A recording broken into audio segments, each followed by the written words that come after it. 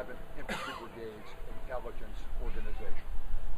The 11th Infantry Brigade is in fact the organization whose members perpetrated the monstrosity that we saw here remembered today. And Albert was a participant, and his insights caused me to start pulling elements together to think about. And while what I'm going to say is conjectural and some of it may not even be accurate, his point of view helped me pull my perspectives together. Okay, what are my perspectives? Well, I'm going to start out with good and evil. The massacre itself is unvarnished, uninhibited, unrestrained, uncomplicated evil. Not bad, but evil. And we're all obligated to fight evil. And we're all obligated to out evil. And most things in life aren't evil, bad things. And so my conversation about it will be nuanced and will raise issues, but are not meant to diminish the monstrous outcome that occurred here or to depersonalize it. Callie should be in jail, all right? That's enough. A lot of those other people should be in jail, all right? That's enough. But what really went on here? And here's my take on it. You know, I have a case of the ass against Secretary McNamara. It's no big secret. I don't like him. He's dead, all right? I hold him responsible because of his arrogance and his application of statistics in place of humanity and his evaluation of military policy. And I don't like him personally. Didn't like him personally. Secretary McNamara had a bright idea. He said, you know what? We're having a hard time getting personnel for the Army. Wouldn't it be way cool if we could get guys whose IQs weren't quite as high as the minimum requirement? They don't call them IQs in the Army. They got other letters. You know what I'm talking about, no matter how different it is. What would happen if we took in a bunch of people who were below intellectual standards and integrated them one per platoon or company, and we could follow their performance as an experiment to see whether they're fully qualified to be in the Army? Okay? That was his brilliant idea. So they started to bring these guys in Project 100,000, and they put them together for training in Hawaii. But before they broke up, the war in Vietnam escalated, and many of those guys of inferior intellectual quality became soldiers in the 11th Infantry Brigade of the Americal Division. That doesn't mean all of them were this way. It doesn't mean that intellectual shortcoming rationalizes misconduct. I'm not saying that, but it starts to set the picture for you. Somebody had a brilliant idea, didn't think of the consequences, and then when the idea might have borne fruit, no, we need people desperately. We're going to escalate. We're going to surge. We're going to do this thing. We're going to fix it up because there's light at the end of the tunnel. And in December of 1967, over they went, over to Vietnam. When they got to Vietnam, it turned out there were 4 lieutenant colonels in the 11th Infantry Brigade and 3 maneuver battalions. Careers are vitally important in the military, and the way you get promoted is having success as a combat commander. There are other ways, but it's the best way. So you had 4 lieutenant colonels and 3 battalions. So someone said, why don't we create a task force and give one of the lieutenant colonels the task force, and we'll take companies from each of the other battalions and give him those companies, and then all 4 lieutenant colonels can have combat experience on their record. So they did that, and they asked each battalion commander to give a company to the new task force. Great idea. So what did the battalion commanders do when they gave a company to the new task force? What did they do? Yes, they gave them the worst. And not only did they give them the worst, but they had a couple of losers in a couple of other companies. They'd stick them in there and take the good ones out of the weakest company, and that way they were schunkaroos, okay? Whatever word you want to use. Does that mean they're morally bad? No. But it helps set it up for you. Furthermore, the unit operated fairly cohesively nearby, but they needed a mission for the new task force, named after the lieutenant colonel who was to be the commander, Lieutenant Colonel Barker, Task Force Barker. So they sent him out there a ways, get a little bit away from the headquarters and all that culture, and you go maneuver out there, which turns out to be around here when they're in July back there. Now, it doesn't seem very far, unless, of course, you're living out there all the time, walking through the rice paddies and the trees and all this stuff. All right, so they're given a company of VC to follow. They follow the company of VC, and guess what? The company of VC are veterans. They are rookies. They have few senior sergeants who have a clue, and as they go around, they get ambushed every couple of days, and they lose one. They lose two. They lose two. They shoot some people, perhaps, but they can't find anybody. They have no kill. They go on and on, days, weeks, months. They're getting blooded by being shot up from time to time, but they don't kill anybody. They're already in the stress, the separation. They feel like they're not doing their mission, they're farther away from the other troops. It's got this kind of nightmarish, anticipatory element to it. Now Callie, oh yeah, Callie becomes a platoon leader in this outfit. Lieutenant Callie is a testament to the misconduct of the rich, privileged graduates of fancy American colleges. Lieutenant Callie was a 1.5-year student from a JC. A combat platoon should be run by a guy from Harvard or Whittier, you know? Instead, they had Lieutenant Callie from Florida who had 1.5 years of college under his belt from a JC. Those other guys, of course, they were in graduate school, they were teaching for America, they were doing Bill O'Reilly's teaching in a bad neighborhood, they were doing whatever it is. Everybody's got something to do who has something going for them. And they leave these big slots for the others. And this is the beginning of this trend. This trend continues and escalates so that the more educated, the more sophisticated, and the worse reputation in society lay out. And who winds up being officers? Callie. Yes, was that the question? Oh, okay, so here's Callie, and he's a lieutenant. Imagine, 1.5 years experience. These guys with the low IQs, he's wandering around. Okay, he works for Captain Medina. Captain Medina works for Lieutenant Colonel Barker. Lieutenant Colonel Barker works for Colonel Henderson, who's the commanding officer of the 11th Infantry Brigade. Senior Colonel, Junior Brigadier General, in this case a Senior Colonel. And he works for General Coster, who's the 2-star commander of the Americal Division. So they're walking around out there, getting shot up, walking around, getting shot up, walking around, getting shot up.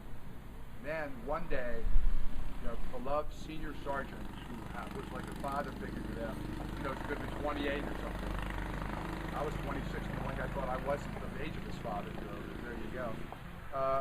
That guy sits down under a tree, and a 500-pound American undetonated bomb has been rigged as a booby trap. And that guy gets wasted. Now they're blooded, they're miserable, they're separated, they're isolated, they're less educated, their lieutenant is, shall we say, limited, and they are hungry to get even. Now we'll go back to the operation. On the night of March the 15th, in the tent of the 11th Infantry Brigade's Intelligence Operations Group, whether it was one or the other or both combined, a person comes in without recognizable rank, appearing to be some sort of civilian. And that person comes in and says, according to a really good source, you know, tomorrow morning there'll be nothing but VC in My Lai 4. So when the guys get in there, they know that they can really not have to have all these inhibitions because there's nothing but VC in there. Now, who is this guy? What organization does he come from? Has he been maneuvering with the troops? Is he part of the 11th Infantry Brigade's intelligence operation? No, no, no. My guess, he's some Tech-Intel or CIA guy who has some satellite or whatever and has his own take and doesn't share it with the regular intel guys because he's better than they are. All these little ugly matters going on. So, when my buddy Al Labriola calls it into question and says, hey, wait a minute, fellas, you know, you could be right. You know, we don't know. How do you know? And if you don't tell us how you know, why should we listen to you? Someone said, well, you know, this guy knows, and that's it. All VC and only VC tomorrow morning. So now the stage for the combat assault on My Lai is set. And they go in, and Callie is in charge, and they are angry and furious and told there's nothing but VC there, and whether Medina himself told them that, his company commander, there's all this uncertainty. But basically, these guys were loaded for bear. We know what happened. They went in, they rounded up the civilians, they put them in the ditch, and the civilians, according to our guide, said, Well, this is what the American soldiers always do. They round us up, they put us in the ditch, and they give us candy, which I thought was important for us to understand what the nature of the Army was. Not this platoon, but the Army in general. So they go into the ditch, and somebody, and if you've seen these guys on television or in movies, then you should take a look. Some crazed, hot, scared, intellectually limited 19-year-old pulls the trigger on him. When that happens, I ain't no psychologist and no social psychologist, but you can imagine the social pressure to just pull the trigger. Once that stuff's going right, and people are falling down in front of you, what are you going to do? So, it's just what occurs. And of course, then, after the horror of this situation, Warrant Officer Hugh Thompson and his door gunner stopped the massacre right before its very end, but it could have been worse. It could have been more.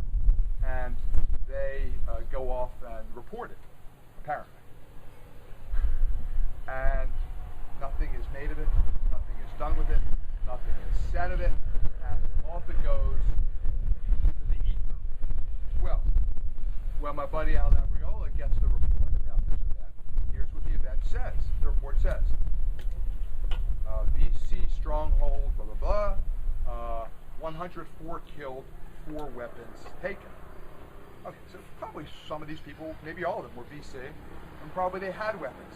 But Al, actually having a higher IQ than most human beings on the face of the earth, says, you know, we've seen lots of reports, and I've never seen one with 104 killed and only 4 weapons. It's not congruent. It doesn't come together. There's something wrong here. What's going on? Nothing. And they just move on to do their business. Then the story is revealed. A very leftish reporter who hears tales of it, Cy Hirsch, goes and pursues it, and it turns out it's not a leftish, rightish thing, it's a moral, immoral thing, and there's been a cover-up. And once it's revealed, they get Ridenauer, the guy who started to write about it, and there's other stuff coming out about it, and now you find out that this has occurred. All right, so what does it mean?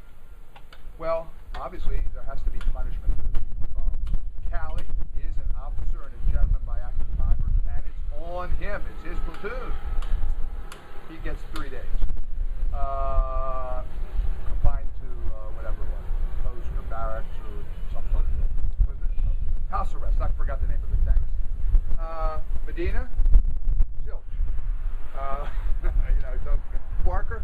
Before this thing is exposed, he's shot out of the air in a helicopter patrolling over his guys. Remember that a lot of these lieutenant colonels didn't get on the ground with their men. It was much cooler to be up in the sky. So he's dead. Henderson, he stopped at colonel. He doesn't make general. Coster, he's got a big job at West Point.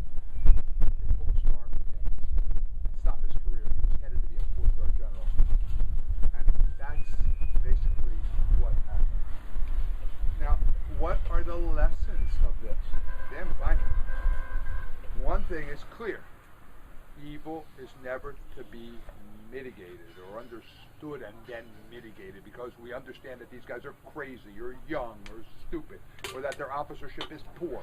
This kind of monstrous conduct cannot be condoned or hinted at. But be understood, that's our job. We're citizens of this country. That's our army. Those are our boys out there. And if we allow it to either become some kind of propaganda that all war is wrong, or some kind of propaganda that all units did this routinely all the time in Vietnam, that's horrible. All war is not wrong. Ask Hitler if he were alive. Unfortunately, he's not. For him. Okay, well, does that mean that anything goes in war? Absolutely not. It's unacceptable. This is murder. So how do you differentiate between murder and other kind of killing in combat? How do you train people in the code of conduct? Well, I'll tell you how I was trained. When I was trained in air mobile operations at the U.S. Army Infantry School, I had a guy whose name I remember, Major Walbeck. He was handsome and had red hair. We used to joke about how he was the most dashing guy there. And we spent 2 days, yeah, redheaded guys can be handsome, Victor. Come on, I knew you'd love it. And we spent 2 days learning about how you could combine helicopters with infantry and to accomplish tasks. When we had code of conduct, they gave us a little card, and a Sergeant E6 told us that we should follow the rules on the card for half an hour. When they taught us what was right and wrong in war, it was a half an hour from a sergeant. When they taught us how to be good at war, it was 2 days with their top guy, a definite general in the making. So these are decisions that are made throughout bureaucracies, throughout the military, all through life, all through our experiences we're going to encounter in the future. And today, there are decisions which are going to affect these kinds of decisions. We're going to set people up for it. It doesn't mean it's not murder, but if you set them up for it, you know, somehow others are complicit to a greater or lesser extent. And to understand it better means maybe we can find a way to diminish the likelihood that it will happen again. And Al Labriola, he went before the Pierce Commission. And Al had such a wonderful sense of humor. He talked about how General Pierce came in, and the two on the long table, and the two, he was the commanding general of the 4th Infantry, had a sterling reputation, got a 3rd star, and ran the commission to investigate My Lai some years later. And Albert came to testify, and he said, when General Pierce came in the room, 2 colonels who sat right next to him popped up, and they took off his blouse. And of course, blouse is the jacket that you wear in the Army, but Albert made jokes, you know, and how they put it in the back of his chair, and they smoothed it out so he could sit down, and he wouldn't mess it up by backing it. And it was just really, we made light of it. Because what else are you going to do? At last, there was going to be the beginnings of some kind of justice. And Albert testified as to what he knew. Not what he thought, but what he knew and what he observed. And the Pierce Commission was damning. And rightly so. So, I'm just going to leave you with this. I'm happy to answer questions or to go back on the bus and answer questions, but I don't know what more I can say except we need to search our consciousness, our consciences, our awarenesses, our history before we go sending troops out into the field. And when we have troops in the field, we need to make damn sure that they are treated to the best education, information, leadership, guidance, and oversight that we're capable of. Okay. So, Fred, one somewhat obvious question to what you described would argue that if the other type of soldiers and leaders would have been in a similar situation, it wouldn't have happened. So are you saying that in war, if the properly high IQ and trained platoon leaders would not react in that situation? Is that what you're arguing? I'm arguing that you should think about it. That you should think about what if Colonel Barker were on the ground instead of flying around in the helicopter? What if they had an average spectrum of IQ? What if a college person from, let's mock some school that we really dislike? What if Oxy, right? What if some loser from Oxy was the platoon leader with 4 years of college and 25 years old instead of Lieutenant Calley with a year and a half at JC, where he was not, to put it mildly, an outstanding student? What difference could it have made? What difference would it have made in one case? And what's the likelihood in terms of policy if you could come to a different outcome? I'm saying because you're all educated, you're all sophisticated, you're all worldly, and you're all older than lots of other people, although some of you are pretty darn young, you're obligated to think about it. And then when you hear people say, oh, war is bad, oh, war is the same, blah, blah, blah, baloney.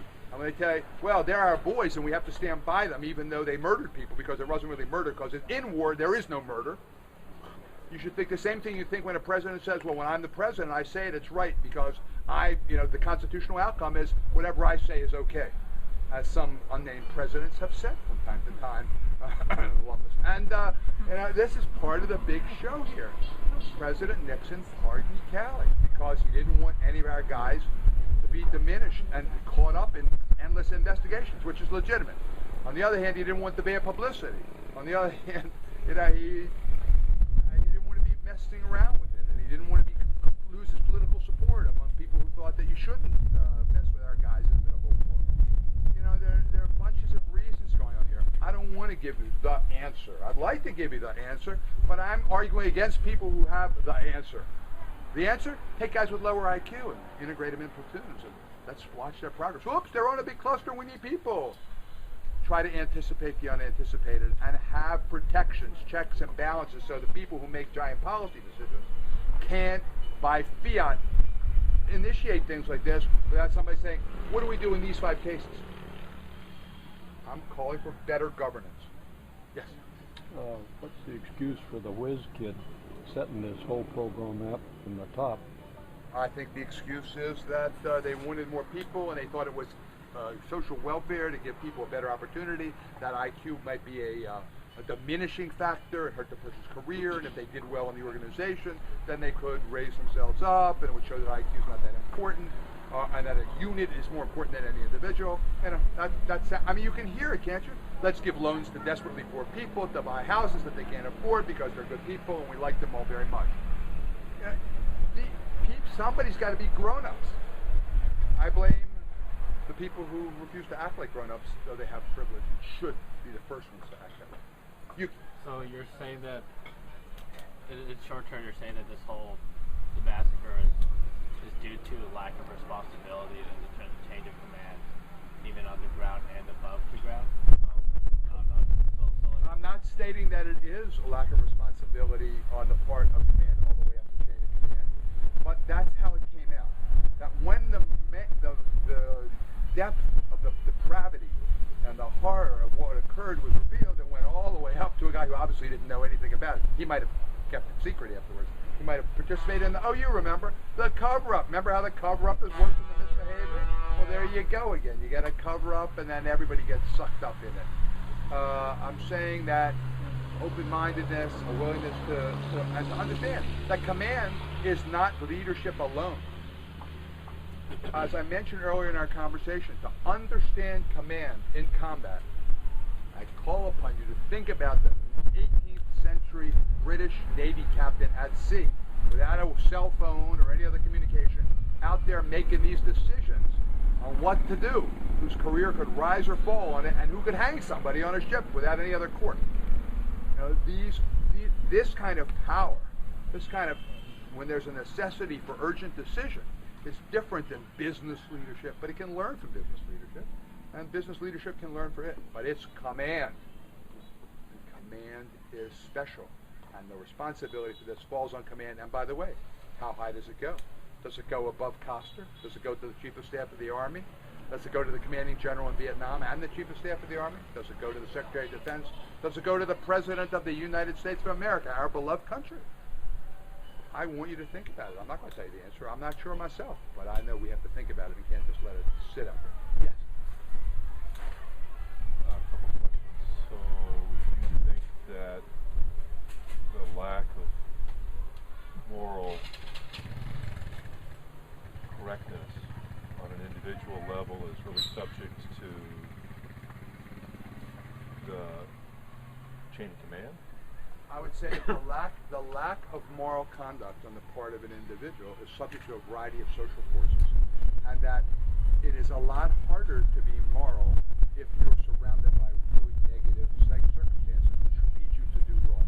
That doesn't justify you doing wrong, but it's a lot easier to steal 10 cents from a telephone. They don't have it anymore. Public telephone. If nobody's around, than if Sister Mary Kate from the convent comes by and watches you with your finger in the telephone. So,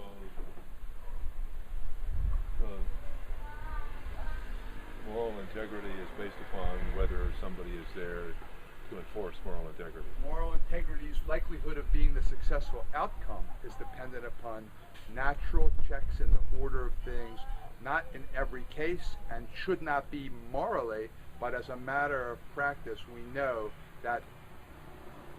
Remember the Kitty Genovese? I'll finish the sentence because I can't finish the sentence, but I'll switch right. Remember Kitty Genovese? Genovese, and she was being murdered downstairs in an apartment, and everybody was looking out the window, and they all said, he's responsible, she's responsible. And now a lot of social scientists have said it's better if one person is there because that person feels responsible.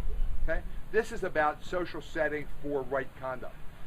People need to have a social setting for right conduct. Yes, I think it would be better if Colonel Barker were there, if the troops had better education and diversity, that the lieutenant had spent 2 days learning code of conduct instead of in a half an hour like we did, and if he were more intelligent, more rounded, and more sophisticated. And I think that if the guys were more diverse and had more experience and had their better NCOs, and were not made up of the losers and so forth in the minds of the other people, I think there is a likelihood. If I were going to Vegas and there's a way I could have bet on it, I'd be betting that would be a better outcome. It doesn't mean that you're absolved of moral responsibility. It means governance is about setting opportunities for moral outcomes to occur. The army guys during the Battle of the Bulge at Malmedy, who murdered them? The SS murdered them. Right. This is not the SS. That's what's so appalling. This is not Nazi Germany. These guys are not Nazis. That's why it's so appalling. If they were Nazis, we'd know what to do with them. You shoot them. You shoot them all. But they're not Nazis. They're not monsters. They're sort of schlubby, nebbish, scared, second string, third string, not prepared, not well led. People with dark sides who in the worst conditions did a monstrous thing. Does that mean they should get off for their crimes? No way. But we need to understand that doesn't make them Nazis. It makes them something else. And something else we could do something about to prevent non-Nazis from winding up in situations where they're putting people in that ditch over there. And instead of handing them candy, as most American soldiers, as she told us, actually did, pull the trigger and waste them. I mean, I'm kind of going off what Edwin says, but like if there's in the book Ordinary Men, the author describes how these SS officers, not SS officers, but ordinary German soldiers who were being kind of thrust into like the Polish or tundra or wherever, and they were told, and they were completely out of control, or like no, they were the situation was out of control, so they couldn't themselves act morally in them to try to prevent whatever was going on. Where some of them were clearly disagreeing with the policies of the Wehrmacht and whatnot. And so couldn't it be more, the situation be more like the army kind of teaches these, regardless, as you said, like the code of conduct, but also the responsibility even more that gets more falls onto Lieutenant Colonel, not necessarily the generals, but the platoon leaders themselves, because they're the ones who are supposed to keep. They are supposed to be the best prepared, the best minded. But I don't agree with the premise. You're in the SS, buddy. I joined the SS because I thought it was like a unit with a cool uniform. No. These are SS people we're talking about here. If it was a regular German unit that did it, and certain regular German units did this stuff, that's one thing. But these guys were trained. They knew what was going on. I watched some SS muckety-muck saying, oh, we were patterned on the Jesuits, and we thought we would be the super best guys, and this was all this racial stuff was about. It was about being the best guys, and we weren't mad at anybody. You know what I did? I got nauseous. If you don't know what the SS is, you don't know what running concentration camps is, baloney, and you're running a concentration camp, their moral culpability is not identical to these guys. These guys were soldiers, ill-prepared, poorly led, tired, scared, incompetent, and with a dirty, dark side for at least a half a dozen of them, which got infected into the rest of the guys. That happens all the time. In this way, 500 at a time? No, but they didn't kill anybody. Hell no. The whole premise of the Vietnam War was based, in terms of tactics, was based on corporals and sergeants. Calley was probably the least culpable. He was an FNG that, blew in, and for some reason, some old salt didn't grab a hold of him and say, Jack, this is how it goes down. This is how it works. But I'm sorry, but I just. Your idea with exactly. Well, back in those days, everybody was looking for body count, and this outfit didn't have body count. That's right, and this is also another element that I don't know that I'm not responsive to you yet, Frank, but I think it's important to know that when you decide to go for body count, there are implications, and one of the implications is that your body count, low numbers, will keep lieutenant colonels from becoming colonels. Right. And so there's pedal on the metal to go forward and raise the body count. I was involved in various body count enterprises at the office level, and I had a question that I was fielding, and this is a question that will give you a sense of just how serious the situation was. We had a VC company on the beach, and they were hardcore, and they've been chasing them for a long time, and we had them semicircled against the sea, and the Americans begged them to give up. Begged them, please, loudspeakers, please give up. I'm sure their colonel, or being company captain, was telling them, you guys, a lot of them took drugs, a lot of them believed the Communist Party line. Who knows what the reason is? They refused to give up. So the cab brought all the vehicles up at dusk and put the lights of all the vehicles on them and begged them to give up. They finally decided if they weren't going to give up, they might escape because it was night, and they called our friends in the Navy or Air Force, I would forget, I think it was the Air Force, and they sent fighter planes over the area where the bad people, our enemies, were encircled. and they worked the area. It was a beach, no bunkers on the beach. Now, what happens? The guy says to me, he says, I have a problem. I said, what is it? He said, I found 2 fingers. Is that one body or 2 bodies? That's where body count gets you. You know, I'm not saying it's automatically wrong in every respect. Is that one body or 2 bodies? Well, it's 2 is the answer, because if it's 2, then your body count goes up. But what you would then discover is, here's a scenario. A high officer comes in and says, well, how many people have we killed this month? I'll make up the number. 5,000. How many were there when we started with those guys? 10,000. So now they have 5,000. No, they have 11,000. How can you kill 5,000 and you had 10,000 and they're 11,000? Well, they infiltrated 6,000 while we were killing 5,000. Well, we can't have that. We can't kill half of them and have the number go up. How about saying we killed 6,000 and say that really they only infiltrated 3,000, and so now instead of 10,000 at 13 and we killed 6, maybe there's 7,000.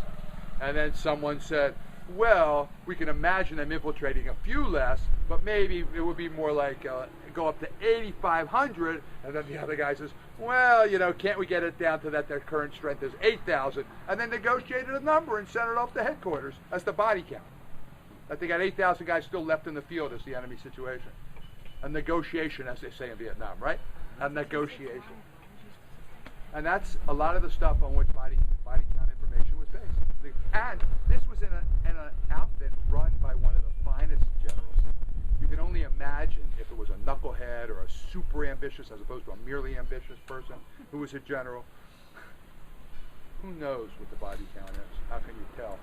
But the way is, when in doubt, negotiate the body count up and the total enemy in the field down, and show that you're stopping infiltration and killing a lot of the enemy, and then go from there and take the consequences. Because after all, in a year, the general will rotate out, and there'll be a new general, and it's his problem. Westmoreland, after this incident, said the troops did a marvelous job on the ground. And Yes. Colin Powell was in charge of investigating, and he basically said nothing happened. Now, is it? I don't know that that's the case. You may be right, but I don't know that that's the case. He was in the Marical division, but I didn't know that. Yeah, this, from what I read, basically that's what he said. I could be exaggerating, but so is that because they didn't have full information? They were covering up. They decided they need to. Well, there certainly was a cover-up. So I don't know, because I don't know about Colin Powell, but Westmoreland believed that in combat, anything that besmirched his reputation would affect his reputation. Therefore, we're not going to affect his reputation because he was Mr. Reputation, Mr. Handsome, Mr. Charming. Well, you know, General Taylor, when he was the head guy at West Point, he introduced the study of Asian languages. General MacArthur reorganized the curriculum. Westmoreland taught Sunday school. We had the guy who was taught Sunday school. They said he's so handsome and so charming. His wife really runs things anyway, and if we have any problems, the ambassador will control him. And they took him over a tougher, meaner guy who might have been more demanding and insistent. And one of my buddies saw him a couple years ago as an old man, and he found out that he was in the cab, and they had a conversation, and he said Westmoreland at that time remained clueless as to what had gone on under his tutelage. Those guys that flew the helicopters weren't first cav, were they? No, they were. I would like to add that to our crest, but you know, it saddens me. My advanced age saddens me for a bunch of reasons, and one is because I just saw the name of the door gunner in there again, and it went away. All I can remember is Thompson. But if you ever sit around your computer and you look up Hugh Thompson and you can find the other guy's name, give him a shout out in heaven, because you know, those guys did great good work, and we're lucky to be Americans in 1,000 ways. This makes it 1,001. But if we don't do anything about it, then you know, we're wasting our luck. Yes. Just, you know, stepping back for a moment, and I don't know if this is really a question or a comment, but it just seems as though we're talking about what should have happened on the battlefield and having the best and the brightest there. But ultimately, this comes down to accountability at the top. And we seem to have a history, whether it's in the military or in the world of finance or in government, of people at the top never being accountable for their actions. The people at the top ultimately created the paradigm that led to this situation here and other situations. They're never held accountable. say, how can any kind of change that happens on the ground or idealistic, these possibilities that we talk about, how can any of that ever really take effect if nobody at the top is held accountable? Well, I would. Can I comment to that? Oh yeah, please. Two things. One, in '68, there was some accountability because the Democratic nominee lost to Nixon, so that was number one. But then after Iraq and Afghanistan, we re-elected Bush, so there was no accountability. So I think it just depends. I think it just depends. Responsible for Abu Ghraib. He was never. No, that's true. Never But called to account for that. In terms of in the military, it's hard to keep them accountable for the structure and the culture of the military.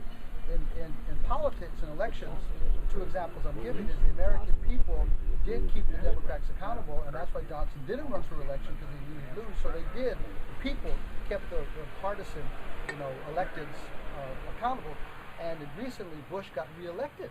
So they didn't keep the Republicans accountable. They just reelected the administration. So it just depends. I don't know what the factors are. But they did keep the Republicans accountable by electing Obama and decimating Yeah, the but Republicans. that's after Bush got reelected during the war. Well, yeah, but I mean, like, the Republicans never had a But I'm chance. also after thinking more of the this during individual war, too. accountability for those who create the policy and the strategy. I think it's you're talking about an accountability that's a bit removed from what happened. There's the political accountability, but that's not holding the military people, the people at the Pentagon responsible, those who created the environment on the ground that led to, whatever kind of atrocity you want to talk about. Yeah, but And we don't seem to have that kind of accountability. I've been thinking about this and trying to put some perspective with respect to the conduct of both sides, and what happened here was unaccountably evil, as you describe it. But it seems, as you've described, that it was the result of a combination of bad things coming together, converging to create a terrible result. Contrast that evil with what I understand from my reading are hundreds of cases over years during which the VC and the NBA would go into villages all across this country and mercilessly decapitate, eviscerate, and obliterate families who were the leaders in those villages. And they did that as a political strategy, not because they were of low intelligence, not because some intel guy told them they're all VC in there. They did it because that was the way they could terrorize and thereby control the population. Which is more evil, what happened here or what happened there? Well, we'll have a chance because tomorrow or the day after, when we're in Way, we will see the site of a heinous massacre 5 times to 10 times the size of this one, on purpose, with deception by the NBA in the city of Way. And we'll learn more about it. So none of this is meant to let the Nazis, the NBA, political killing squads off the hook. We have to kind of take care of ourselves and also hold others accountable. And this is not to say that all countries are the same or all standards are the same.